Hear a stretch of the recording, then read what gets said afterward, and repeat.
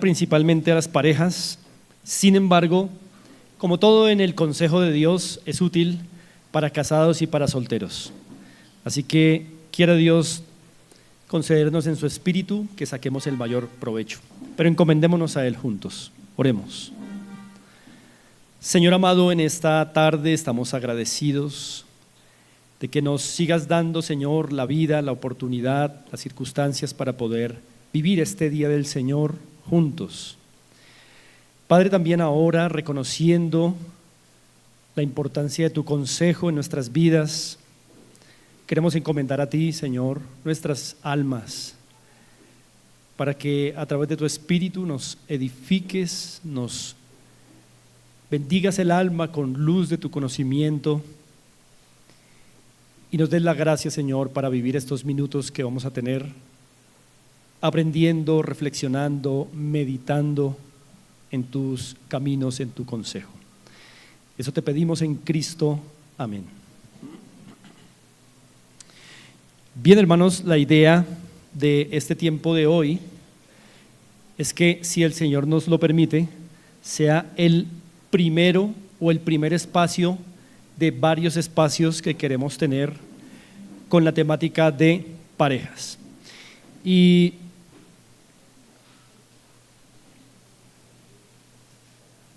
queremos, hermanos, durante un buen tiempo, si el Señor nos lo permite, estar tratando con ustedes el asunto de los conflictos matrimoniales. Hubiéramos podido, hermanos, hacer toda una trazabilidad del tema del matrimonio en la Escritura, pero nos parece que es importante para este contexto en el que estamos ir a un punto concreto, y por eso hemos querido ir al punto concreto de los conflictos matrimoniales. Y hay muchas cosas, hermanos, que deben considerarse. Espero que ustedes entiendan que debido a la complejidad del tema, pero también a lo mucho que la Escritura tiene que decir al respecto, pues vamos a tomarnos varias fechas para cubrir este tema. Así que hoy nos iremos con algunas herramientas, pero no con todas, debido a que es necesario que hagamos una introducción. Ahora, lo primero que quiero, hermanos, es, si es posible, ahí en la imagen que ustedes ven en las pantallas hay una serie de preguntas. Espero que las alcancen a ver. Lo que quiero que hagan en sus mentes en este momento es que ustedes puedan pensar cuál de esas preguntas tiene la respuesta más completa. ¿Cuál, a su modo de ver, cuál de estas preguntas podría tener la respuesta más compleja, la explicación más difícil? Piénsenlo por un momento.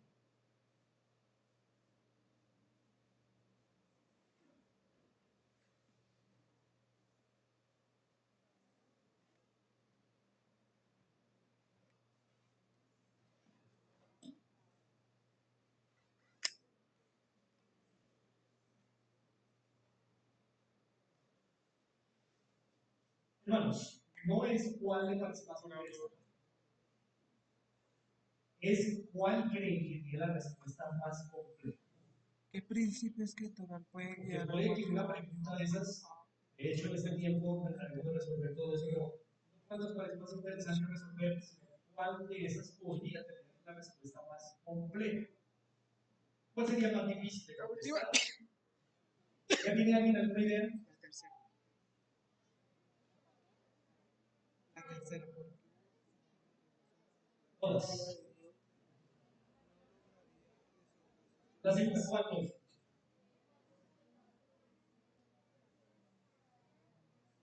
Ok, perfecto, vamos a ver esto.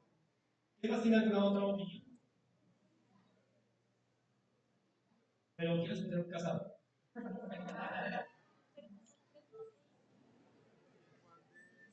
Es que son todas.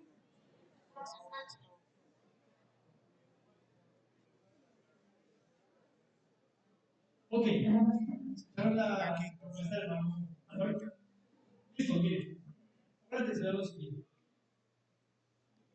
¿Cuáles son las causas generales de la rivalidad sexual? Es lo que vamos a estudiar. Entonces, resolver, es decir, tenemos un examen, ¿cierto? Y él le pregunta, ¿cuándo es adecuado que intervengan terceros para ayudar a familiar? Ciertamente hay cuándo.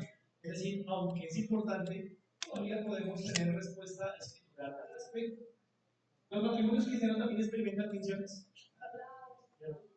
¿Qué principios escriturales pueden guiar un matrimonio a resolver sus conflictos? También, ¿cierto? Según las escrituras, pueden los conflictos tener incidencia sobre la salud física, la información suficiente de esto, ¿cierto? ¿Por qué un matrimonio que goza la gracia de Dios? ¿Qué?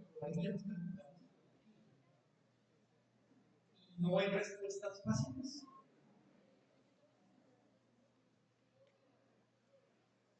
Ese es el asunto.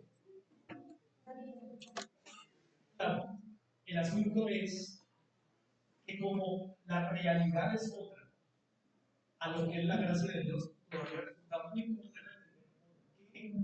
Si nuestros hogares cristianos tienen la gracia de Dios, ¿por qué todavía hay conflictos que no pueden resolver? Y su respuesta se vuelve muy compleja. Miren, vayan conmigo a Proverbios 3:33. Proverbios 3:33.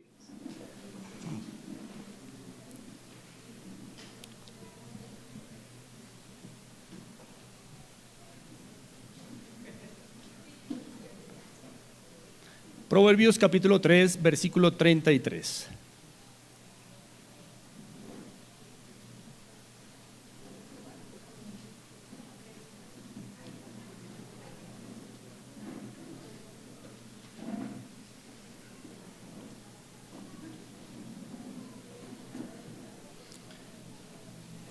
Voy a leer a favor de ustedes este texto y dice así: la maldición de Jehová está en la casa del impío,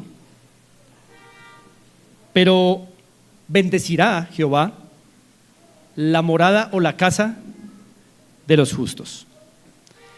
Una vez más, la maldición de Jehová está en la casa del impío, pero bendecirá la morada de los justos.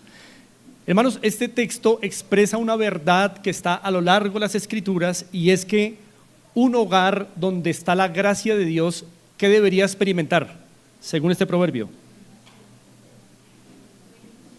La bendición de Dios. Si es así, ¿por qué aún muchos hogares no parecen hogares que están en la gracia? No parecen reflejar vidas de bendición, sino más bien vidas en donde no hay sino problemas, conflictos sin resolver, diferencias que se llevan a un extremo pecaminoso. Hermanos, si el Señor prometió aquí bendecir la morada de o la casa de los justos, ¿qué pasa con muchos hogares en Cristo, con nuestros hogares, que muchas veces no reflejan esa bendición que el Señor prometió dar sobre los hogares donde hay justos? Probablemente, hermanos, la respuesta esté ahí en Proverbios 4:18. Proverbios 4:18 dice así: mas la senda de los justos, es decir, aquí se nos explica qué es un hogar de justos. Mas la senda de los justos es como la luz de la aurora. ¿Cómo así? Siguiente línea. ¿Que va en qué? Aumento hasta que el día es perfecto. Eso quiere decir que lo normal entre justos, ¿qué es? Que el justo vaya ¿hacia dónde? En ascenso en su vida, ascenso. No hacia el anochecer que acaba de pasar, sino hacia la luz más clara que todavía no ha visto. Eso es lo normal en un justo. Es probable que la bendición en la morada de los justos no se vea, porque los justos que allí habitan no van creciendo. A veces parece que más bien van retrocediendo hacia el anochecer que pasó. Para los justos el anochecer pasó. Vamos avanzando hacia el mediodía, en donde la luz es perfecta. Hermanos, por eso, tal vez hay un titulito allí en azul que no se alcance a ver mucho, pero todo este tiempo que vamos a estar compartiendo queremos hablar sobre elementos cruciales para discernir soluciones piadosas a los conflictos matrimoniales. Pero hermanos, no podemos discernir soluciones piadosas a los conflictos si primero no conocemos cuáles son los factores que originan un conflicto y si primero no nos damos a la tarea de saber qué agrava un conflicto. Antes de hablar de soluciones, tenemos que identificar con exactitud qué es un conflicto matrimonial, qué lo origina, qué lo agrava, y entonces estaremos un poco mejor listos para empezar a mirar soluciones piadosas. Entonces, hermanos, yo les invito a que en esta tarde nos demos a la tarea de, como dice el título en negrito arriba en la franja blanca, a identificar factores que originan y factores que agravan los conflictos en un hogar. Lo primero que tenemos que hacer entonces es definir qué es un conflicto matrimonial. Un conflicto matrimonial es una diferencia, un desacuerdo. Tengan en mente eso, hermanos. Siempre un conflicto matrimonial es una diferencia o un desacuerdo que está trayendo una fricción o que está trayendo un enfrentamiento al hogar por esta razón. Siempre es por esta razón, porque hay deseos que no están siendo debidamente satisfechos. Vamos a reiterar esta definición. Un conflicto matrimonial puede definirse como una diferencia, puede definirse como un desacuerdo que está causando fricción o que está causando un enfrentamiento en la pareja por causa de que hay deseos personales que no están siendo satisfechos. Miren, si todos nuestros deseos estuvieran satisfechos, no habrían conflictos, pero eso es imposible, hermanos. Es imposible que todas nuestras expectativas y deseos estén satisfechos. Ahora, recordemos algo básico. Los conflictos surgen de acuerdo al nivel de cercanía que haya entre dos personas. Me explico. Yo tengo un hermano en Estados Unidos. Muy difícilmente voy a tener yo un conflicto con mi hermano que está allá. Todo va a ir bien entre él y yo. ¿Por qué? Porque estamos lejos. Pero tal vez con el vecino que está aquí al lado hay posibilidad de que haya conflictos porque hay mayor cercanía. Pero muy seguramente entre nosotros como hermanos en la fe hay una mayor probabilidad de que hayan conflictos porque tenemos una vida más cercana.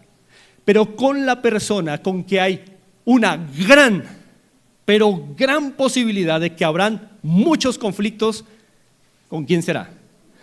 Con el cónyuge, porque es la persona más cercana. Son dos deseos, son dos instintos, son dos experiencias tratando de encajar.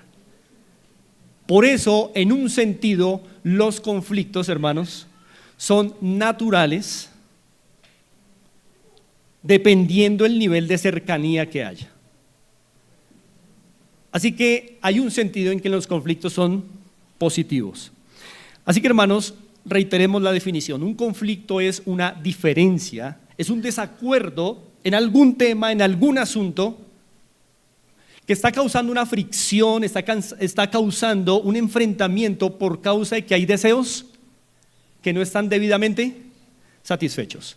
Mientras los deseos estén satisfechos, todo va bien. Cuando algún desafío surge en el hogar que pone en riesgo una expectativa o un deseo, lo pone en riesgo de ser satisfecho adecuadamente, ahí comienza un conflicto. Entonces, en resumen, hermanos, siempre que hay un conflicto es porque algún deseo está en riesgo de no ser satisfecho. Alguna expectativa dejó de cumplirse. Y estas pequeñeces generan grandes conflictos en el hogar. Ahora, estoy usando la palabra deseos para invitarles a pensar que, hermanos, hay muchos conflictos en la medida en que hay muchas expectativas. Entre más expectativas hayan, hay más conflictos. Entre hayan más deseos obsesivos de esposo o esposa, hay más posibilidad de conflictos. En resumen, si nuestras expectativas fueran más humildes y nuestros deseos fueran más moderados, ¿qué se reduce? Las posibilidades de un conflicto. Muy bien, esto lo vamos a ir desarrollando poco a poco. Ahora que hemos definido lo que es un conflicto, vamos a mirar algo sobre las causas que lo originan y los factores que los agravan. Hermanos, no es lo mismo las causas que los originan que los factores que los agravan. Un conflicto puede aparecer sin necesidad de agravarse.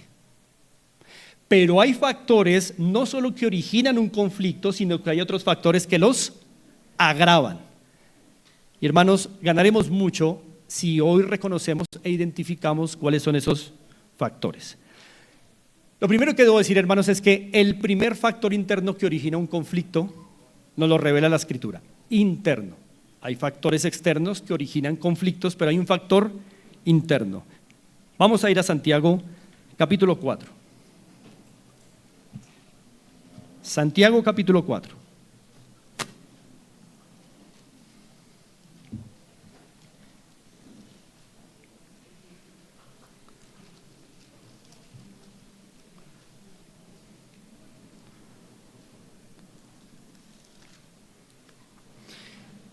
Santiago capítulo 4, versículo 1 nos da una información importante acerca de cuál es la causa que origina los conflictos.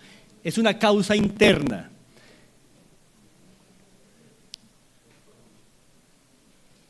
Santiago 4.1, ¿estamos ahí? Muy bien. Dice Santiago 4.1 de la siguiente manera: ¿de dónde vienen las guerras y los pleitos entre vosotros? ¿No es de vuestras ¿qué? Pasiones o deleites, las cuales combaten en vuestros miembros? Hermanos, el consejo de Dios nos dice que la causa primordial por la cual los conflictos surgen, o los pleitos, que es una palabra sinónima, es por causa de nuestras propias pasiones. Hermanos, tenemos que reconocer en nuestros matrimonios que nuestros conflictos tienen una causa interna, y es nuestras propias pasiones o deleites que muchas veces no son debidamente satisfechos, ¿correcto? Cuando una pasión mía no está siendo debidamente satisfecha en el hogar, sea que sea una pasión incorrecta o legítima, lo que sea. Pero aquí está el verdadero problema que hace que se originen los conflictos: mis pasiones. Lo que quiere decir, hermanos, que en un conflicto uno nunca es neutral, siempre está involucrado la pasión personal, el interés personal, el deleite personal, siempre, siempre, hermanos. Ahora, ya que conocemos la causa interna que origina los conflictos, vamos a hablar de ahora causas externas. Pero hermanos, no olvidemos por favor que la causa interna que origina los conflictos, también a nivel de matrimonio, son nuestras propias pasiones. Tenemos conflictos porque tenemos pasiones, y tenemos pasiones que no están siendo debidamente satisfechas. Por eso, hermanos, el asunto de las pasiones, de lo que deseamos y de las expectativas que tenemos, es algo que vamos a tener que estar evaluando a lo largo de estos espacios. Porque si usted y yo nos damos cuenta que tenemos expectativas incorrectas, tal vez esa sea la causa de tanto conflicto. Si nos damos cuenta que tenemos deseos inmoderados en nuestro matrimonio, nos vamos a dar cuenta que esas son las causas de conflicto. Cuando estas cosas bajan también los conflictos. Pero hermanos, aparte de esta causa interna, hay unas causas externas que originan conflictos. Vamos a estarlas reuniendo. Ahí en la presentación aparecen como factores causantes de conflictos, pero noten, externos, porque el factor interno, ¿cuál es? Nuestras propias pasiones o deseos. Peleamos porque deseamos cosas que no están siendo satisfechas. Reitero, todos nuestros deseos estuvieran satisfechos, no habrían conflictos. Por eso, como dijo alguien, hay personas que están bien con uno, hasta que uno les dice, cuando uno les dice no, hasta ahí llegó la paz. ¿De acuerdo? Si todos nuestros deseos y pasiones estuvieran satisfechos, no habría conflictos. El problema es, ¿y por qué tiene que ser así? ¿Por qué tiene que haber paz solo cuando nuestros deseos estén satisfechos? Eso es, hermanos, ir evaluando. Vamos entonces a considerar, hermanos, factores externos. Vamos a ver 4 factores externos de conflictos en un hogar, externos, que se suman al interno y originan peleas, pleitos y conflictos en el hogar. Primero, un factor externo que origina conflictos en el hogar es un tema crítico en el matrimonio. Un tema o un asunto en el que esposo y esposa no se pueden poner de acuerdo. Un tema. No logran ponerse de acuerdo. Vamos a mirar Amós 3:3. Es un libro de la Biblia, por cierto, hermanos.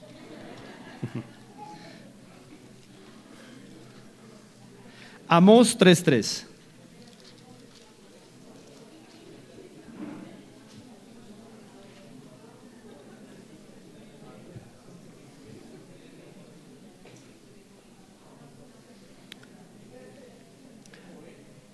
¿Algún hermano que gentilmente nos comparta este pasaje? Amós 3:3.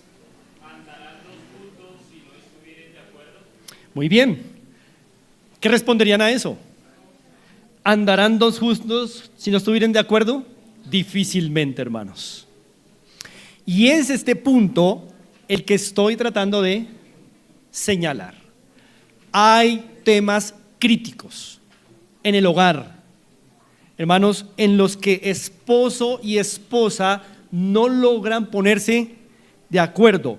Miren, temas como manejo del dinero, la crianza de los hijos, la intimidad sexual, el manejo del tiempo, la red de amistades de esposo y de esposa, expectativas que hayan, proyectos familiares, los roles, la educación recibida. Temas, hermanos, aquí y allí sobran en el hogar en los que esposo y esposa no nos ponemos de acuerdo y generan conflicto. ¿Por qué generan conflicto? Porque son temas que cuando surgen y toca abordarlos, alguien tiene que ceder. Alguien tiene que ceder su pasión, su deseo o su expectativa. ¿Correcto? Si esto no pasara, no habrían conflictos, reitero. Pero hay temas que traen a la pareja a reflexionar en su ejecución y en su ejecución se dan cuenta que alguno de los dos tiene que perder, entre comillas.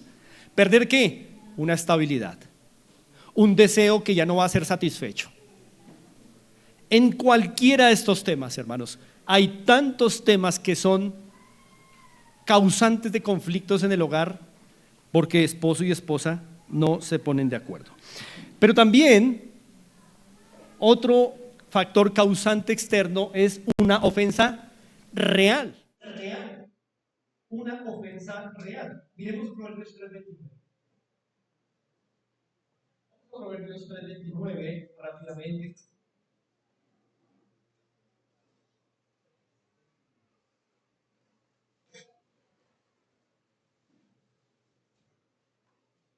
Otro hermano que nos ayude con la lectura de este pasaje. Proverbios 3:29.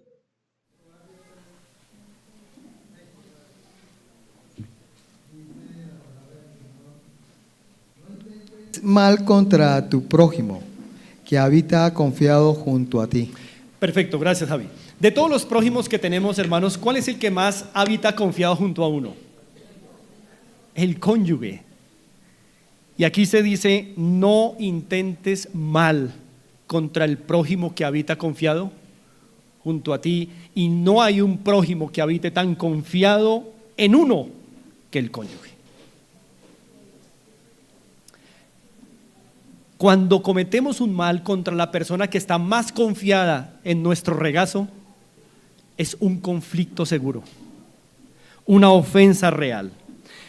Hermanos, todo pecado, ofensa real, todo pecado cometido contra aquel que habita confiado en nuestro regazo, traerá sí o sí un conflicto. Sea que esta ofensa sea una actitud sutil o un pecado flagrante, cualquier ofensa contra el que habita confiado en mi regazo traerá un conflicto.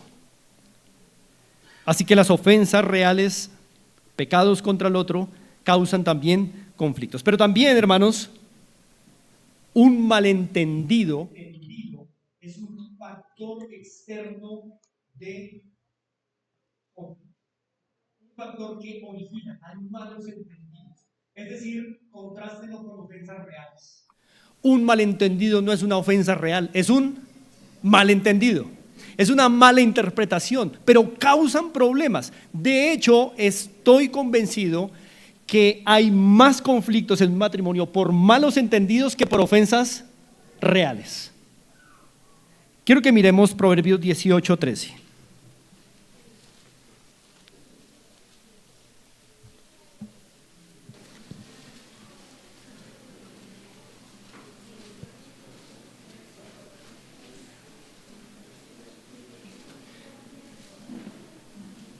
Alguien que me ayude con la lectura de Proverbios 18:13. Dice, pastor, al que responde palabra antes de oír, le es fatuidad y oprobio. Gracias, hermano. Y esto precisamente habla de los malos entendidos. A veces en el hogar estamos tan prevenidos contra el otro que estamos siempre interpretando sin escuchar al otro lo que queremos entender que el otro hizo, dijo o pensó.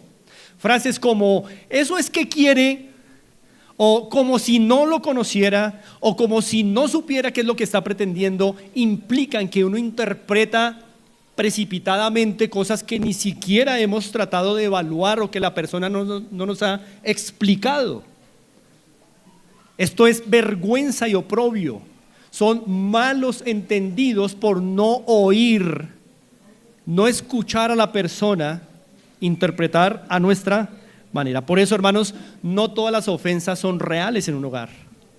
Muchas ofensas en un hogar son aparentes, no son reales, pero como uno ya está tan cargado con la otra persona, uno se toma el trabajo de Dios de decidir qué hay en el corazón de la otra persona e interpretar qué es lo que está pensando, qué está intentando, qué se está imaginando. Hermanos, no somos dioses, solo Dios conoce lo que ocurre en el corazón de un cónyuge y no podemos tomar el lugar de Dios y decir, yo sé qué está pensando, yo sé qué está planeando, yo sé qué está tramando, como si no lo conociera durante todos estos años. No, mucho de esto es malos entendidos, no escuchamos antes de hablar y de interpretar y dar una conclusión. Hermanos, este tipo de causas, los malos entendidos, generalmente se dan mucho en hogares que se acostumbraron a no arreglar problemas inmediatamente. Déjenme decirles solo de manera introductoria, porque va a haber una sesión en que, si Dios nos da la vida, lo vamos a desarrollar. Pero, hermanos, los malos entendidos purulan en un hogar en donde hombre y mujer no se han acostumbrado ni se han habituado a arreglar los problemas prontamente. ¿Qué pasa? Lo dejan así. Entonces, en un hogar donde se habla poco de un problema, la imaginación, ¿qué lugar toma? Todo el poder. Cuando uno soluciona los problemas y habla mucho para solucionarlos, la imaginación se ve obligada a estar en el lugar donde debe estar. Pero cuando uno habla poco frente a un problema, ¿qué ocurre con la imaginación? Hogar que no habla, hogar que se imagina mucho. Hogar que habla mucho, deja la imaginación en un lugar muy bajo. Y nos hace bien en los hogares, hermanos, que nuestra imaginación se quede quieta. La imaginación daña. Hay hogares que se han acabado por malos entendidos, no resueltos. La imaginación vuela. Es cierto que hay ofensas reales, Pero mucho de lo que ocurre en los hogares, hermanos, son malos entendidos, son pura imaginación, poca conversación, mucha imaginación. Y el único que conoce el corazón es Dios. Y un último factor que origina, curiosamente, conflictos en el hogar es cuando algún cónyuge quiere hacerlo correcto. Es interesante, vamos a 1 de Pedro 4:4.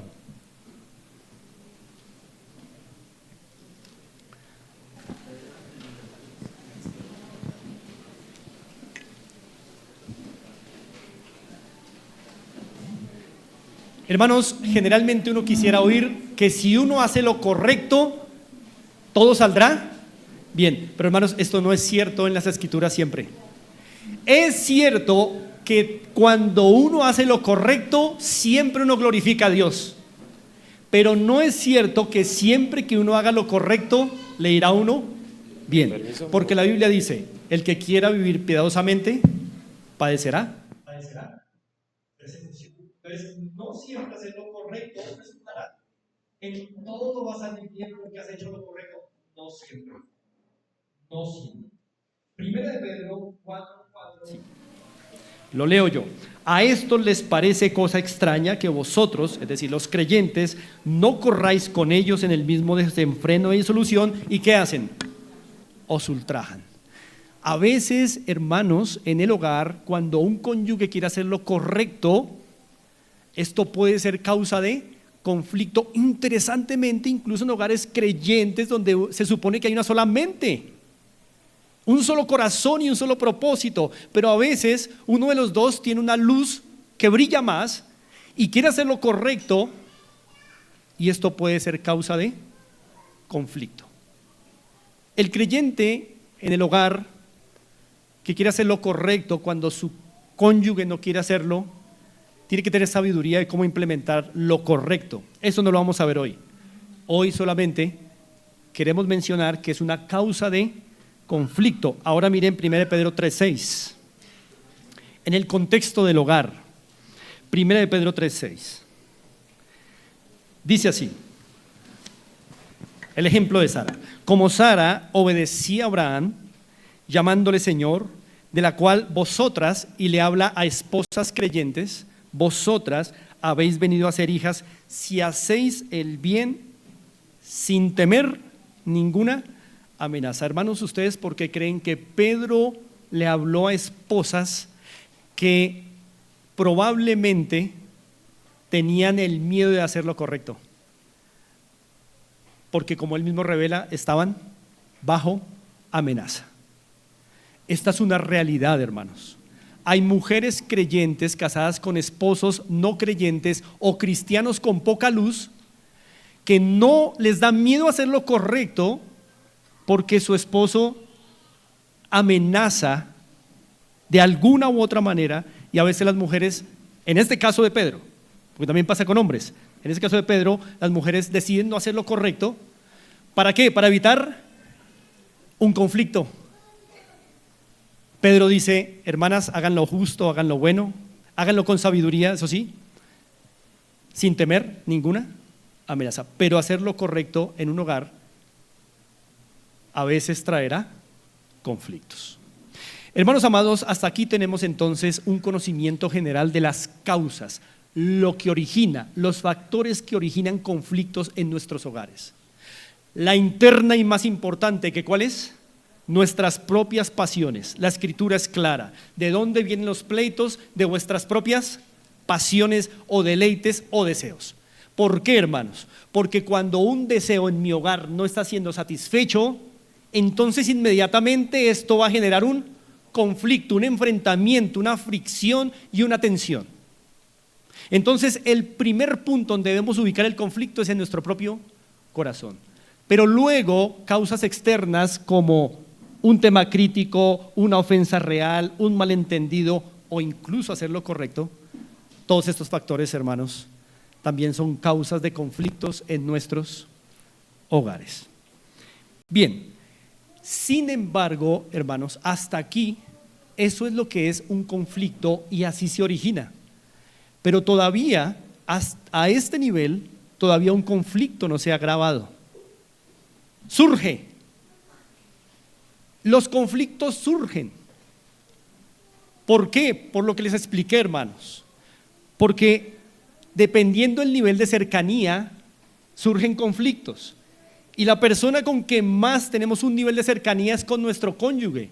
Por eso se ha dicho, hermanos, que el hogar es el único lugar donde 1 más 1 es igual a 1. Si en el hogar 1 más 1 es igual a 2, hay problemas. El hogar es el único lugar donde 1 más 1 es o debe ser igual a 1, porque ya no son 2, dice el Señor, sino son una sola carne. Y ese nivel de cercanía implica que los que eran 2 ahora están intentando ser 1, y hay muchas cosas que el uno trae y que el otro trae que tienen que irse ajustando. Y las pasiones combaten en los miembros, y cuando no son satisfechas generan conflictos. Pero hermanos, hasta ahí esto es lo que origina un conflicto. Surge un conflicto en el hogar, pero esto no lo agrava. Esto solamente hace que surja. Lo que tenemos que ver, hermanos, y considerar con mucha precisión es qué factores agravan un conflicto. Y estos factores, hermanos, son muy importantes para nosotros, a la luz de que no hemos muchas veces sabido cómo apagar el fuego de un conflicto de manera pronta, porque hemos ignorado los factores que están agravando el conflicto. Si los identificamos, será más fácil hacer que un conflicto no se agrave. Así que, hermanos, vamos a considerar ahora los factores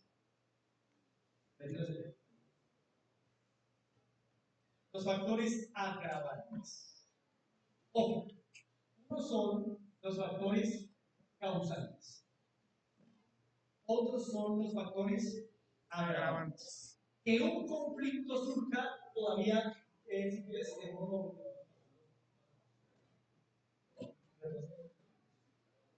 que un conflicto surja no quiere decir que se agrave, pero generalmente cuando surge un conflicto tenderá a agravarse. Pero reitero, que un conflicto surja no es obligatorio que se agrave. Por eso tenemos que hacer la distinción entre factores que originan, factores que agravan, factores causantes, factores agravantes. Ustedes ya ven ahí, hermanos, un factor agravante. Y es que cuando un esposo y esposa entran en un conflicto, la razón que sea, cualquiera de esas pensamientos, juntos ya vienen con qué? Juntos ya vienen dañados. Es decir, cuando entramos en un conflicto, ya entramos perdiendo. Ya entramos con una debilidad impresionante. Lo que tenemos que tener en mente, porque podría dominar el conflicto y agravarlo. Que juntos venimos a un conflicto con pecado remanente. Y hermanos, ustedes saben que el pecado remanente que hay en nosotros nos da una perspectiva de la vida. Vemos por causa de un corazón engañoso que tenemos. Interpretamos las cosas como las interpretamos porque ya tenemos un pecado remanente que afecta nuestra manera de pensar, de ver, de interpretar. Es decir, hermanos, no estamos limpios en un conflicto con nuestro cónyuge.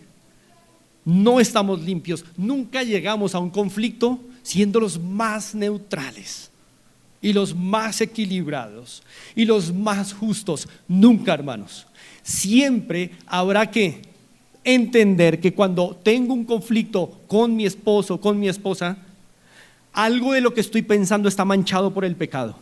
Algo de lo que voy a decir va a estar manchado con el pecado. Algo de lo que me estoy imaginando está manchado por el pecado. ¿Por qué? Porque ya venimos al conflicto con un problema y es nuestro pecado remanente. Todos tenemos un corazón engañoso y así llegamos a un conflicto. Por eso, hermanos, siempre hay un peligro latente cuando peleamos cuando tenemos pleitos con nuestras parejas. Y es que ya tenemos una mala interpretación de las cosas porque tenemos un corazón engañoso. Los creyentes, cuando peleamos en pareja, ya estamos afectados por el pecado remanente. Nuestros argumentos, nuestras palabras, nuestras interpretaciones están manchadas aquí o allí de pecado. Hermanos, no olvidemos esto, porque si usted lo recuerda al momento de pelear con su pareja, usted se va a detener un momento y va a decir: ¿cuánto de lo que estoy haciendo es producto de mi engañoso corazón? Y eso lo refrena a usted un poco. Saberlo lo refrena, le ayuda a detenerse. Ahora, en un conflicto no solamente llegamos con pecados remanentes, sino que también llegamos con circunstancias personales del pasado de cada cónyuge. Hermanos amados, cuando peleamos en pareja, no peleamos solos. Ya venimos con un bagaje de atrás del pasado. Cada creyente viene a un conflicto con todo lo que aprendió en el pasado. Crianza, en un conflicto traemos nuestra crianza, en un conflicto traemos las experiencias que vivimos en el pasado, en un conflicto traemos nuestra educación recibida, nuestras vivencias, nuestras experiencias, nuestros hábitos, traemos nuestra formación socioeconómica.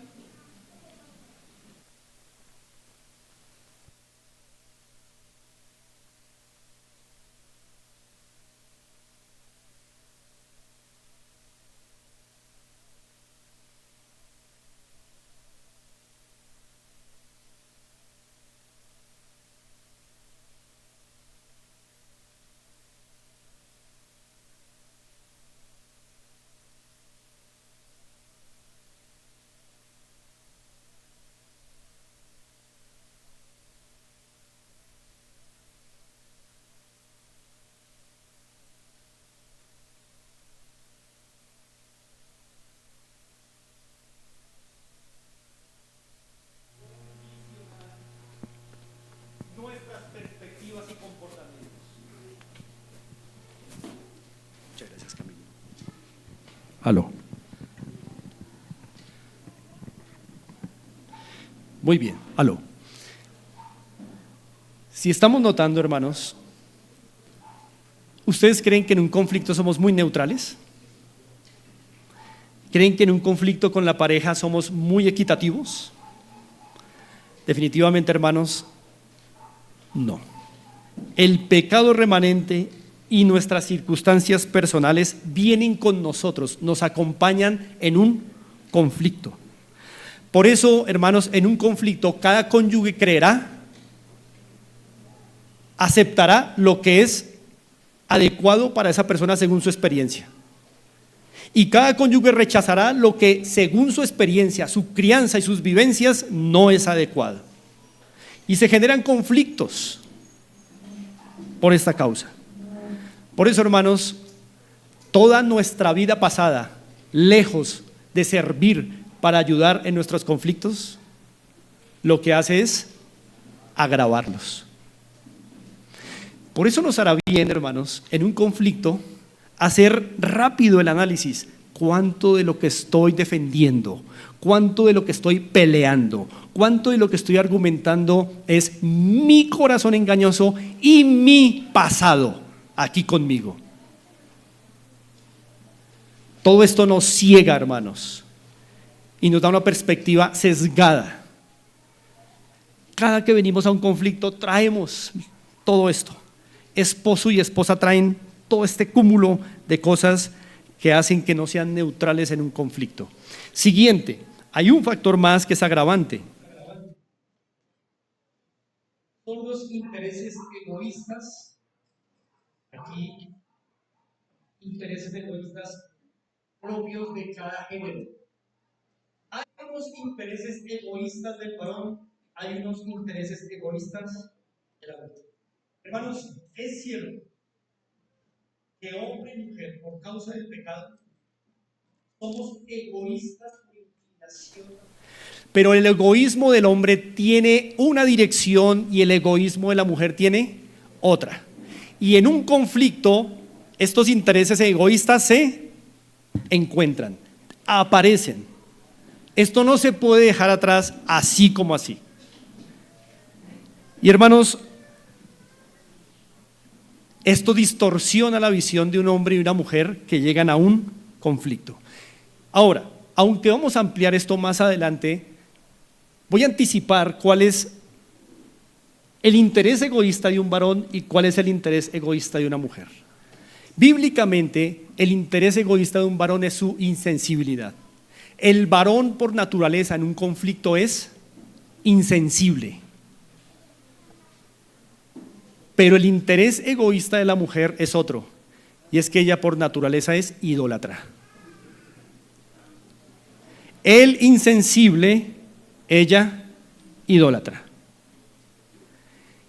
Y en un conflicto, la insensibilidad y la idolatría se repelen terriblemente. El idólatra que quiere para sí todo, y el insensible que quiere dar nada. ¿Sí ven, hermanos? Y llegamos, hermanos, así a un conflicto. Por eso, los intereses egoístas de género, hermanos, vienen con nosotros a un conflicto. Nos acompañan. Por eso en un conflicto el hombre siempre buscará su tranquilidad siendo insensible y la mujer idolátricamente siempre buscará su interés queriéndolo todo, toda la atención, toda. El hombre no quiere dar nada, la mujer lo quiere todo. Esto es la mayor incompatibilidad que puede darse en un conflicto. Por esto, hermanos. Por esta causa. Entonces, hermanos, miren cómo está el panorama de un conflicto.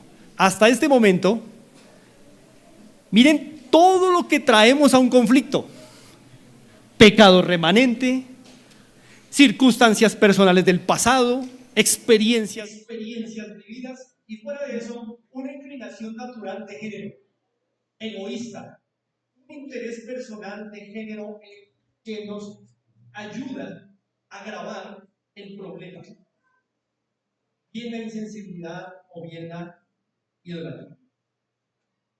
Otro factor que agrava es cuando lo hay, el pecado oculto no resuelto.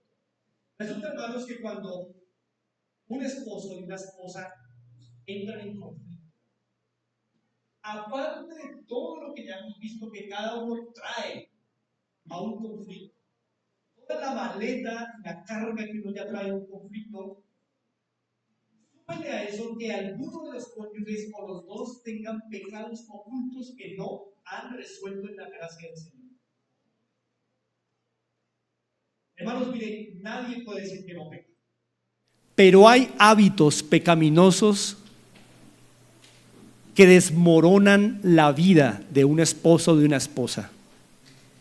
Hay hábitos que a veces el otro cónyuge desconoce, hábitos pecaminosos que desmoronan. Y si nos presentamos así en el momento de un conflicto, hermanos, la Biblia dice que hay pecados que quitan el juicio. Lo que quiere decir que aparte de todas esas tres primeras cosas, si un esposo y una esposa se enfrentan y los dos o uno de ellos tiene pecados ocultos no resueltos, este cónyuge viene muy debilitado, devastado y sin un juicio que sea esperanzador para una resolución de conflictos. Es decir, está grave, en cero respecto a un conflicto, porque el pecado oculto, hermanos, desmorona un alma, la deja sin juicio, sin buen juicio. Una persona está enceguecida en un conflicto, nunca va a saber ni discernir cómo salir de él si hay pecado oculto. Entonces todo eso, hermanos, agrava. Y por último, un factor que agrava los conflictos es el tiempo de vida de un conflicto. El tiempo de vida de un conflicto. Hermanos, déjenme decirles bajo este punto que si a un conflicto, escuchen bien, hermanos, si a un conflicto se le permite ver un amanecer, nuevo amanecer, si a un conflicto se le permite ver un nuevo amanecer, se fortalecerá. Bíblicamente, hermanos, un conflicto solo debe tener unas horas de vida, unas pocas horas de vida, bíblicamente. Después de las cuales el conflicto debe ser asesinado, acabado, antes del anochecer. Reitero, a un conflicto que se le deja ver un nuevo amanecer, ¿qué le pasará a este conflicto?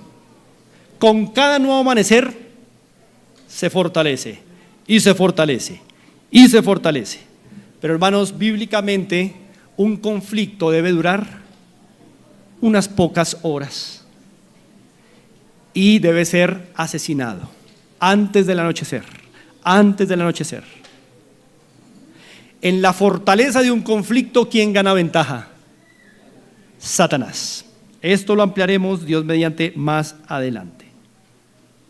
Hermanos, mire, cada vez que usted y yo en nuestros hogares dejamos que un conflicto siga y siga y siga, es muy parecido a como si uno sacara un préstamo de un gota a gota reconocido por ser un asesino del sector. Es como si uno sacara un préstamo y uno sabe que cada día que uno no paga, están creciendo dos cosas: los intereses y la posibilidad de morir. Hermanos, y si uno no salda esta deuda, tarde o temprano, probablemente, en estas condiciones de este ejemplo, uno va a morir. Y eso le pasa, hermanos, bueno, y en nuestro país hay muchos casos de gente asesinada por no pagar a un gota a gota, ¿no? Pero hermanos, así pasa con un conflicto que se le deja pasar un día, 2 días, una semana, un mes. Los intereses crecen y la posibilidad de que haya muerte del matrimonio se hacen cada vez más posibles. Esto es un serio problema. Es un mal negocio dejar un conflicto para el otro día. Muy mal negocio. No es un buen negocio, es un pésimo negocio. Y un homicida está esperando que eso ocurra. Airaos, pero no pequéis. Que no se ponga el sol sobre vuestro enojo, ni deis lugar al diablo.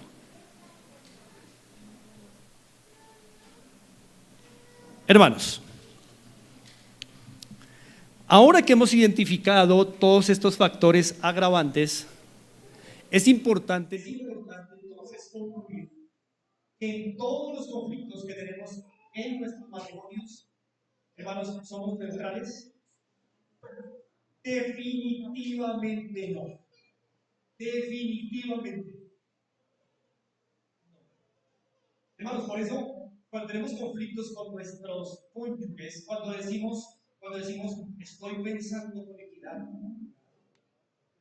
en todo conflicto que persigue una maleta de pecado remanente, de experiencias del pasado, de intereses egoístas según el género y también probablemente pecados de paz.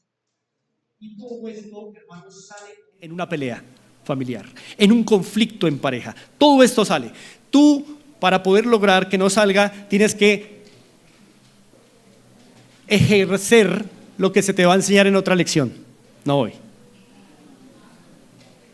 Pero, hermanos, sin el conocimiento escritural de las salidas piadosas a un conflicto, todo esto obligatoriamente sale.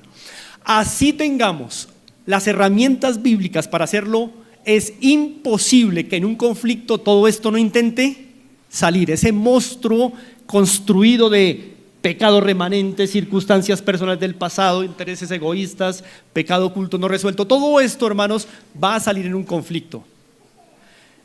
Al menos, hermanos, ganamos mucho si en el momento del conflicto lo pensamos y decimos: no soy enteramente yo, neutralmente, objetivamente.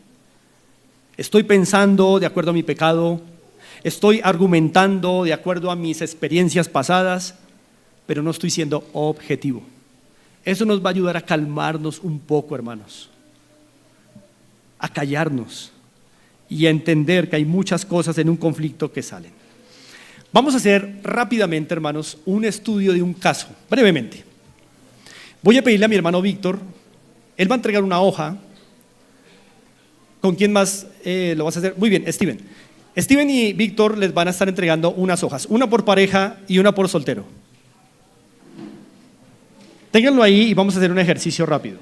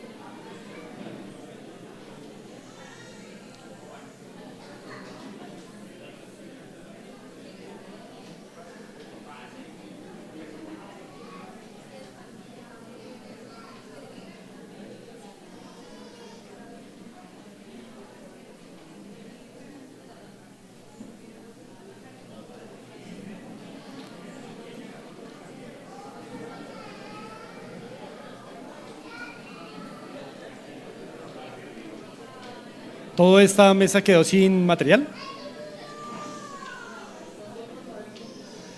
¿Algún soltero generoso?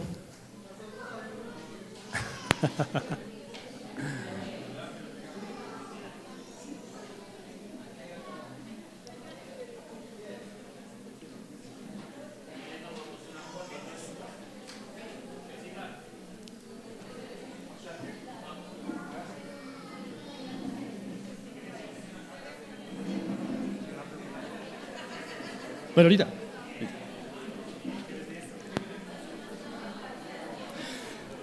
Bueno.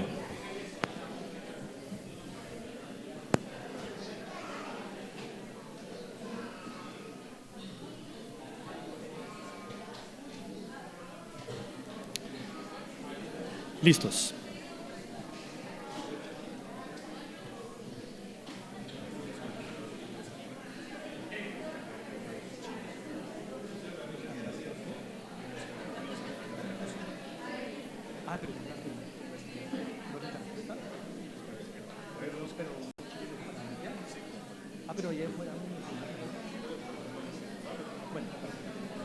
Muy bien, hermanos. Bueno, tienen su hojita. Es un caso sencillo. Es un caso muy cotidiano de conflicto matrimonial. Vamos a leerlo, voy a leerlo ya a favor de ustedes porque ya no tenemos tiempo para compartir lectura. Era la idea, pero voy a leerlo a favor de ustedes, pero ustedes me van siguiendo ahí. Y lo que quiero es que, hermanos, tratemos en este caso de identificar el mayor número de estos factores. ¿Listos? vamos leyéndolo y vamos detectando dónde en el conflicto que vemos ahí podemos identificar esos factores. Dice así: Samuel y Rebeca llevan 18 años de matrimonio, son cristianos comprometidos, activos en su iglesia local, padres de 2 hijos, 10 y 15 años, y conocidos por su hospitalidad y servicio en la iglesia. Sin embargo, en los últimos 2 años, ¿qué detectaron ahí? En los últimos 2 años, el tiempo de vida de el conflicto. El conflicto, ¿cuánto lleva ese conflicto? 2 años. El tiempo de vida del conflicto. En los últimos 2 años tu relación ha entrado en una espiral de tensión. El punto central de tensión ha sido el manejo del tiempo, que descubre el manejo del tiempo. Trata de identificar qué es de todo eso, qué es el manejo del tiempo. ¿Una causa agravante o una causa originante? Agravante. El asunto del manejo del tiempo es un tema crítico. El manejo del tiempo es un tema crítico. ¿Correcto? Es decir, que este conflicto de qué se trata, de un tema. ¿Cuál es el tema? El manejo del tiempo. Muy bien. Eso es lo que quiero que aprendamos a identificar si son causas que originan o causas que agravan. Es que hacer esta distinción de causas realmente es muy importante en nuestros conflictos. Entonces dice que el punto central de tensión ha sido el manejo del tiempo. Ahí hay un tema crítico. Es decir, que este conflicto no es en principio por una ofensa real, ni un malentendido, ni por querer hacer correcto, sino por un tema crítico, el manejo del tiempo. Cómo se distribuye entre trabajo, familia, descanso, servicio en la iglesia y parte. Samuel considera que Rebeca exige demasiado tiempo juntos y no respeta sus espacios de descanso o trabajo. Rebeca, por su parte, siente que Samuel la descuida emocionalmente, priorizando su agenda personal y ministerial por encima de su relación. Dice aquí que Samuel expresa que todo tiene que ser una crisis. Trabajo, sirvo, proveo, dinero, pero nunca es suficiente. Pareciera que el tiempo conmigo se mide por cantidad y no por calidad. En esa expresión de Samuel, ¿qué detectamos? Él tiene una perspectiva, la vida es una agravante. Sí, ciertamente, pero que es una interpretación. Él está interpretando que es una idea, provee, pero que no es suficiente. Es un tema de interpretación. Entonces, ¿qué es? No, no. Se está interpretando. O sea, es una perspectiva. Está interpretando. No porque el malentendido es una causa, y digamos que la causa es el manejo del tiempo. O sea, ya no puede ser otra. Por lo menos ahora. Puede que se suben después, pero por ahora ese es el único punto original. Pero de los agravantes, ¿cuál es la perspectiva de ellos?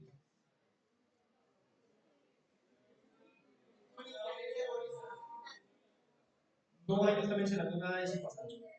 Está interpretando algo de su presente. Eres egoísta. El egoísmo va a aparecer más adelante. Es pecado. Voy a explicarles por qué. Porque es su propia interpretación de la vida que está afectada y manchada por el pecado. Él cree que es suficiente con proveer, liderar. Entonces es un tema de interpretación subjetiva por el pecado que trae. El corazón engañoso de él le hace creer que es suficiente con Trabajar. trabajar, servir, proveer, liderar. Es una interpretación. Cada vez que ustedes interpretemos a nuestro favor, puede ser el pecado remanente que esté interpretado. Pero ahora miren lo que dice Rebeca. Dice: no quiero solo que esté presente físicamente. Me siento sola, aún cuando esté en casa. Su tiempo está dividido entre todos, menos nosotros. Es un asunto de interpretación. Ella está interpretando. Bueno, cuando interpreta es pecado remanente. Bien.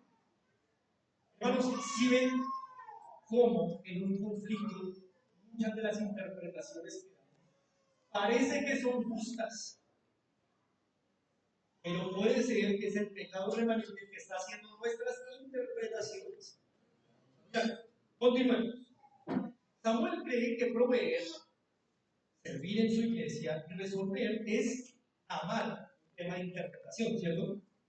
Por lo tanto, le cuesta ver la necesidad emocional de Rebeca como tarea espiritual. De igual forma, Samuel está convencido que su necesidad de descanso y autonomía es justa, por lo cual interpreta los reclamos de Rebeca como control o drama. Él defiende su postura diciendo: estoy haciendo todo por el bienestar de la familia. No veo cuál es el problema. Sigue el tema de la interpretación. Está interpretando, argumentando, interpretando que él está bien. Esto es un problema de pecado remanente que afecta a nuestras interpretaciones. Sigamos. Rebeca cree que ser amada es ser priorizada. Por lo tanto, interpreta la ausencia o distancia de Samuel como rechazo. Noten, la ausencia de su esposo es para ella un rechazo. Interpretaciones. Ella se justifica afirmando: si realmente me amara, no tendría que pedirle que me dé. Tema de interpretación. Pecado. Hermanos, eso hace el pecado en nuestras vidas. Nos constriñe la interpretación que tenemos de lo que el otro está haciendo y nos hace concluir cosas. Por eso, hermanos, cuando interpretamos lo que el otro está haciendo, tenemos que tener mucho cuidado, porque tenemos un problema que es el pecado remanente. Sigamos. Samuel creció en un hogar donde el padre trabajaba de 12 a 14 horas diarias y casi no estaba, pero no faltaba nada. El amor se expresaba en su casa en productividad, no en palabras ni presencia. La expresión emocional era vista como debilidad. ¿Qué factor vemos ahí? Muy bien. Él fue criado así. Ahí está, intereses egoístas propios del varón. Claro, ahora entendemos un poco porque él defiende la postura de que mientras haya que comer y mientras él esté haciendo lo que está haciendo, todo está muy bien. ¿Sí estamos viendo? Son agravantes, pero distintos. Sí, del pasado. Esto último que acabamos de leer es un agravante. Miren que la experiencia personal en un conflicto siempre va a salir de una u otra manera. Miren lo que aprendió Samuel en su pasado. Aprendió que el tiempo tiene valor si es útil, productivo o ministerial. Este es un hombre que fue criado con la mentalidad que el todo de la vida es hágale, hacer, estar activo. Así se crió. Ahora en su hogar tiene conflictos, pero él cree que está bien. ¿Notan cómo el pecado remanente y las circunstancias personales del pasado se conjugan y fortalecen el conflicto o lo agravan? Él también aprendió, o más bien el lenguaje de Samuel es la eficiencia, es la palabra preferida de Samuel, la eficiencia. Y el reposo, ¿qué le parece a Samuel? Le parece una pérdida. Entonces, para Samuel, los tiempos de dispersión con la familia realmente son pérdida. Él tiene que estar haciendo porque su amor, ¿cómo lo expresa? Así. Por eso, hermanos, cuidado. Cuando usted y yo decimos, es que yo expreso el amor así, cuidado, cuidado, cuidado. No hay dos maneras de expresar el amor. Hay una en la Escritura y siempre es sacrificial. Cuando una pareja se dice, es que yo expreso el amor así y ella lo expresa así, mal. Son dos formas de expresar el amor y bíblicamente esto no es correcto. Solo hay una forma de expresar el amor, con enfoques distintos sí, pero una sola forma. Bien, ahora Rebeca.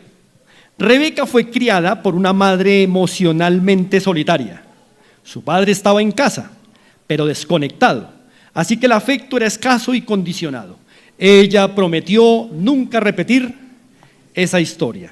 Aprendió a buscar aprobación a través de la cercanía, claro, con un padre ausente, y el servicio. Dice que aprendió que el tiempo tiene valor si es compartido, si es relacional, si es visible. Él cree que el tiempo productivo, ¿cuál es? En el que uno está haciendo.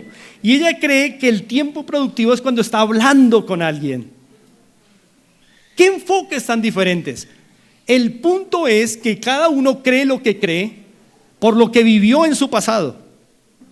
Es decir, intereses egoístas propios de género. Perdón, circunstancias personales del pasado de cada uno. Ahora, hermanos, quiero que miremos en esta conclusión factor que se involucra. Dice así, conclusión. Bueno, no terminamos de leer lo de Rebeca. Dice, el lenguaje de Rebeca es la conexión cercana. Para ella eso es lo más importante. Para él, la eficiencia.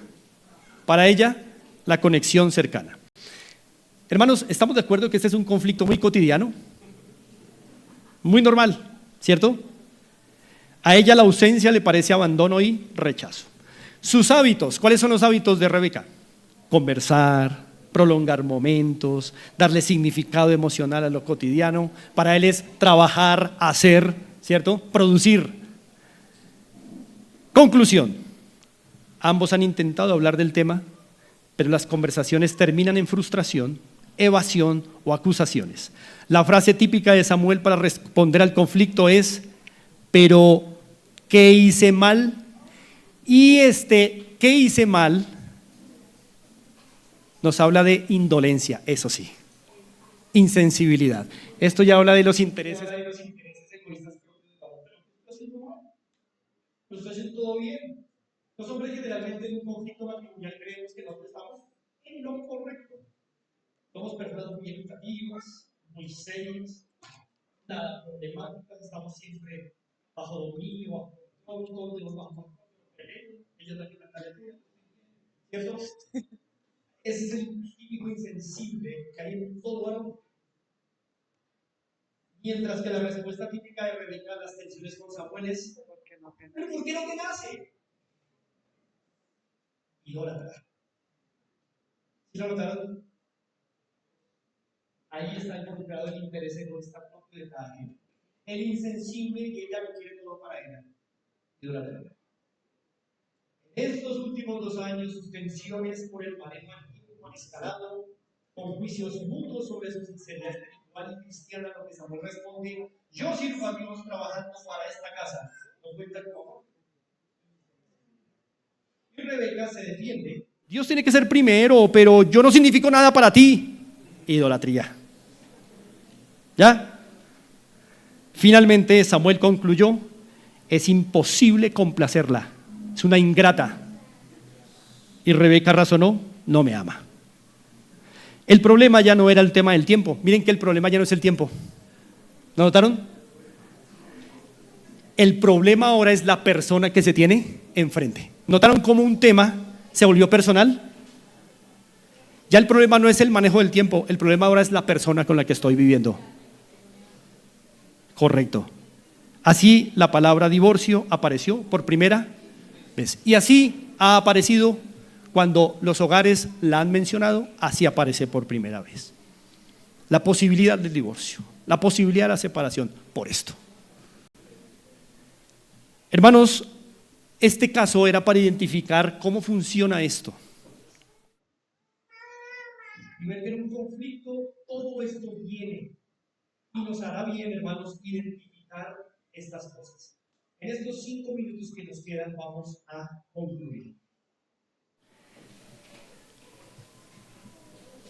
La primera conclusión, hermanos, con la que quiero que nos quedemos hoy es la siguiente. Con lo que hoy hemos visto, con esto que estamos viendo, concluimos, hermanos, que hay una gran verdad en los conflictos matrimoniales y es que existe un peligro real en nuestros conflictos, hermanos, de falta de objetividad. Nunca en un conflicto generalmente somos objetivos. ¿Por qué? Porque ya venimos con una, vamos a decirlo coloquialmente, una maleta de cosas que nos constriñen y nos obligan a pensar de cierta manera. Entonces, hermanos amados, eso no alcanzamos a verlo. Entonces, hermanos amados, la gran verdad que esto nos deja hasta el momento es que en un conflicto ninguna parte es objetiva, neutral. Por eso, especialmente nosotros los esposos, tengamos cuidado. Cuando tenemos conflictos con nuestras esposas, somos nosotros los que tendemos a decir, pelee usted sola, como si uno fuera muy neutral y muy equitativo. Yo estoy aquí tranquilito, usted es la que viene aquí a molestar. Como si uno fuera muy objetivo, como si uno fuera un dechado de neutralidad. Hermanos, esta actitud todavía sigue reflejando todo eso. Nunca somos neutrales en un conflicto, venimos cargados de un cúmulo de cosas que nos afectan y nos obligan a responder como respondemos, a pensar como pensamos, a interpretar como interpretamos, y las frasecitas que ya nos conocemos en pareja son producto de alguno de esos factores agravantes. Esas frases conocidas del otro. Así que, hermanos, nunca venimos solos a un conflicto. Hermanos, eso queda claro hoy. Nunca venimos solos a un conflicto. Siempre nos acompañan todos estos lastres: pecado remanente, experiencias del pasado, inclinaciones o intereses egoístas propios de mi género, etc. Ahora, esto no significa que en un conflicto un cónyuge no pueda tener la razón. A veces hay un cónyuge que tiene la razón, pero generalmente no somos neutrales en un conflicto, hermanos. Esto nos lleva a concluir, hermanos, esto nos lleva a concluir que en un conflicto, tenemos que tener cuidado no tanto del otro, sino de quién, de uno, hermanos. Si hay alguien de quien uno tiene que cuidarse en un problema, en un pleito matrimonial, es de uno. La otra persona sabrá Dios con qué viene, pero yo sí sé con qué vengo yo. Yo puedo entender con qué vengo yo. Yo puedo entender por qué digo lo que digo, por qué peleo como peleo, por qué reacciono como reacciono, y tengo que tener en cuenta que es por estas razones que agravan un conflicto. Así que hará bien en un conflicto no tener cuidado tanto del otro, sino de uno.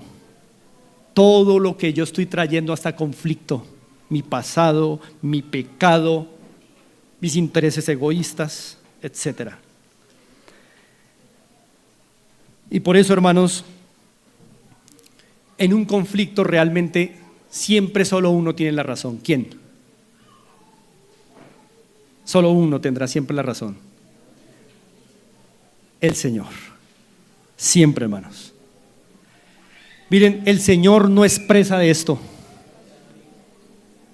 Ustedes y yo en un conflicto en nuestros hogares siempre venimos sesgados por esto. Pero el único en un conflicto que siempre tendrá la razón es el Señor. Él sí sabe cuál es la verdad. Él sí sabe cuál es la salida. Él sí sabe cómo podríamos solucionar el conflicto para que Él reciba la gloria. Nosotros no sabemos de esto en principio. Solo sabemos de lo nuestro, de lo que traemos a un conflicto, pero el único que tiene la razón es Él. En ese sentido, hermanos, no todos los conflictos son malos. Los conflictos malos son los que no se manejan bien. Eso lo andaremos más adelante. No todos los conflictos son malos. De hecho, los conflictos son oportunidades para conocer la voluntad de Dios en un asunto en que no nos podemos poner de acuerdo. Es una oportunidad. El problema de los conflictos nocivos es cuando no se manejan adecuadamente, cuando se agravan y se agravan por esto. Hermanos amados, los conflictos que muestran que esposo y esposa son diferentes. Pero es que eso es normal. Es normal. Un conflicto no tiene que agravarse, hermanos. Un conflicto no debería tener más de un día de vida. Es que es normal que surjan conflictos. Somos dos personas diferentes. Eso es lo que revela un conflicto, que dos personas diferentes están tratando de ajustarse para vivir la experiencia de ser uno solo. Que lo son ya en espíritu, pero tienen que irse ajustando cada vez más. Pero un conflicto dura 2 días y más por el mal manejo que se le ha dado, porque insistimos en no reconocer esos agravantes. No los queremos reconocer, solo queremos reconocer que tenemos la razón y no queremos reconocer que estamos sesgados, que no somos neutrales, que estos factores nos están impidiendo mirar con objetividad. Así que, hermanos, hoy hemos visto o identificado cuáles son las causas que originan un conflicto y cuáles las causas que lo agravan. Tal vez, hermanos, hoy ustedes vinieron con la expectativa de salir con herramientas para solucionar conflictos. Hermanos, yo les animo a que dejen la mentalidad de cursito y hagamos la carrera completa. No el cursito, hagamos la carrera completa. Es decir, veamos los fundamentos. Ganemos con lo que vimos hoy. Hoy no pudimos ver más, sino las causas que originan y las causas que agravan. Pero con eso, hermanos, ya ganamos mucho. Si podemos entender lo que origina un conflicto y si podemos entender lo que lo agrava, entonces seguro algo vamos a poder hacer en un conflicto. Al menos vamos a poder decir, no soy neutral en este conflicto, mejor me callo. Hermanos amados, si Dios permite, luego nos dedicaremos ya a profundizar en las soluciones. Pero, hermanos, para poder tratar adecuadamente una enfermedad, primero, ¿qué hay que hacer? Identificarla. No se puede tratar, no se puede atacar una enfermedad si primero no se identifica. Y hoy lo que hemos hecho es eso, identificar los puntos críticos para después tratarlo. Así que, hermanos, más o menos en algo como un mes o menos estaremos otra vez continuando este tema. Hermanos, mucho ánimo en el Señor. Vamos a orar, vamos a encomendar este tiempo al Señor. Oremos. Padre, te damos gracias en esta tarde porque te hemos podido conocer y porque contamos también con tu sabiduría por medio de Cristo Jesús. Señor, también reconocemos en esta tarde y te alabamos por esto, que tú eres el que ha instituido el hogar, no el mundo, no nosotros. Tú inventaste los planos, las reglas, las medidas con las que un hogar se sostendrá. Por eso, Padre, reconocemos delante de ti que en nuestros conflictos no hemos seguido tus medidas y tus reglas para edificar la casa. No hemos sido objetivos considerando, Señor, tu sabiduría. Nos hemos creído sabios en nuestra propia opinión, nos hemos creído neutrales y objetivos, pero reconocemos, Señor, que en nuestros conflictos no hemos, Señor, sino considerado nuestra propia opinión. Perdónanos y ayúdanos, Señor, a reconocer que tu sabiduría tiene la razón. Padre, ayúdanos a aprender como iglesia cómo no alargar nuestros conflictos y cómo utilizarlos, Señor, para que sean ocasiones como sabemos que tú quieres que sean, para aprender a conocer tu voluntad en medio de falta de entendimiento. Nos encomendamos a ti en Cristo. Amén. Hermanos amados, muchas gracias y ánimo a continuar.